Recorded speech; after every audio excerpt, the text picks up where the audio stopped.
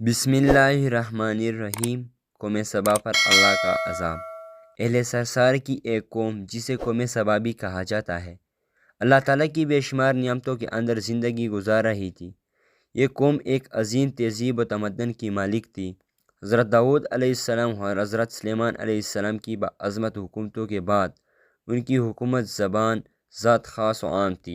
کہا جاتا ہے کہ یہ لوگ گندم کے مغز سے آٹا پیس کر روٹیاں پکاتے تھے، لیکن اس کے برعکس وہ اس قدر اسراف کرنے والے اور ناشکرے تھے کہ انہیں روٹیوں کے ساتھ بچوں کا پخانہ صاف کرتے تھے۔ بعد از ان آلودہ روٹیوں کو اٹھا کرنے سے ایک پہاڑ بن گیا تھا۔ پھر ایک صالح شخص نے وہاں سے گزرتے ہوئے ایک عورت کو دیکھا جو روٹیوں کے ساتھ بچے کے پخانے کے مقام کو صاف کر رہی تھی۔ اس شخص نے عورت سے کہا، تیرے اوپر افسوس، خدا سے ڈر، کہیں ایسا نہ ہو کہ خدا تیرے اوپر اپنا غضب ڈائے اور تجھ سے اپنی نعمت چھین لے۔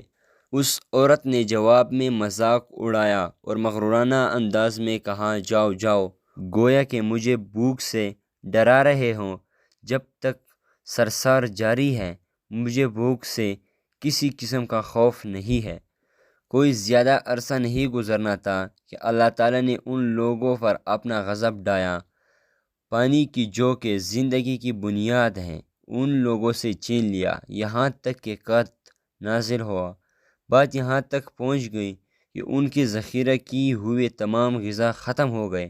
آخر کار وہ مجبور ہو گئے کہ انہی آلودہ روٹیوں پر ٹوٹ پڑیں جو ان لوگوں نے اکٹھی کر کے پہاڑ کے مانند ڈھیر لگایا ہوا تھا، بلکہ وہاں سے روٹی لینے کے لیے صف لگتی تاکہ ہر کوئی وہاں سے اپنے حصے کی روٹی لے سکے۔ اوپر ان نعمت کات اور ان کی بدحالی کے بارے میں متعدد روایات موجود ہیں۔ سورۃ النحل کی آیات نمبر 112 اور 113 میں یوں ارشاد ہوتا ہے، اور اللہ نے اس بستی کی بھی مثال بیان کی ہے جو محفوظ اور مطمئن تھی۔ اس کا رزق ہر طرف سے باقاعدہ آ رہا تھا، لیکن اس بستی کے رہنے والوں نے اللہ کی نعمتوں کا انکار کیا تو خدا نے انہیں بھوک اور پیاس کا مزہ چکھایا، صرف ان کے ان اعمال کی بنا پر کہ جو وہ انجام دے رہے تھے۔ اور یقیناً ان کے پاس رسول آیا تو ان لوگوں نے ان کو جھٹلایا، تو پھر ان تک عذاب آ پہنچا کہ یہ سب ظلم کرنے والے تھے۔ اس قوم سبا کے بارے میں ایک اور واقعہ بیان ہوتا ہے کہ ان لوگوں نے اپنی زراعت کو بہتر طور پر کاشت کرنے کے لیے پانی ذخیرہ کرنے کی خاطر بلک کے دو پہاڑوں کے درمیان ایک بہت بڑا بند معرب تعمیر کیا ہوا تھا۔ سراغ اور دوسرے پہاڑوں سے گزرا ہوا پانی اس بند میں آ کر وافر مقدار میں جمع ہو جاتا تھا۔ قوم سبا نے اس پانی سے صحیح طور پر استفادہ کرتے ہوئے وسیع و عریض اور بہت سی خوبصورت باغات لگائے اور کھیتی باڑی کو رونق بخشی۔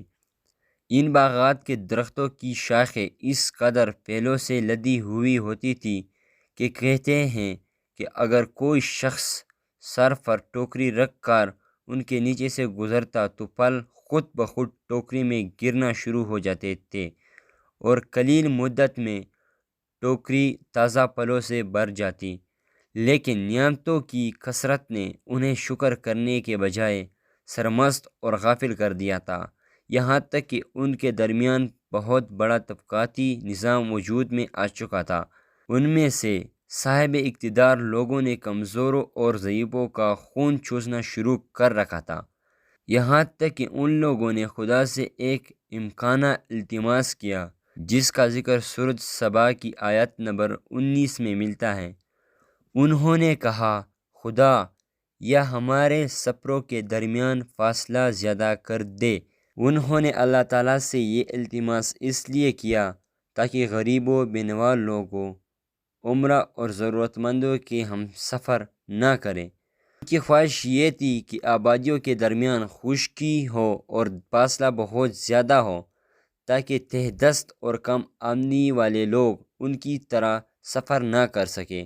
اللہ تعالیٰ نے ان مغرور پیٹ کی بیچاریوں پر اپنا غضب نازل کیا، بعض روایتوں کے مطابق ان مغرور لوگوں کی آنکھوں سے دور سے رائے چوہوں نے معرب نامی بند کی دیواروں پر حملہ کر کے انہیں اندر سے کھوکھلا کر دیا۔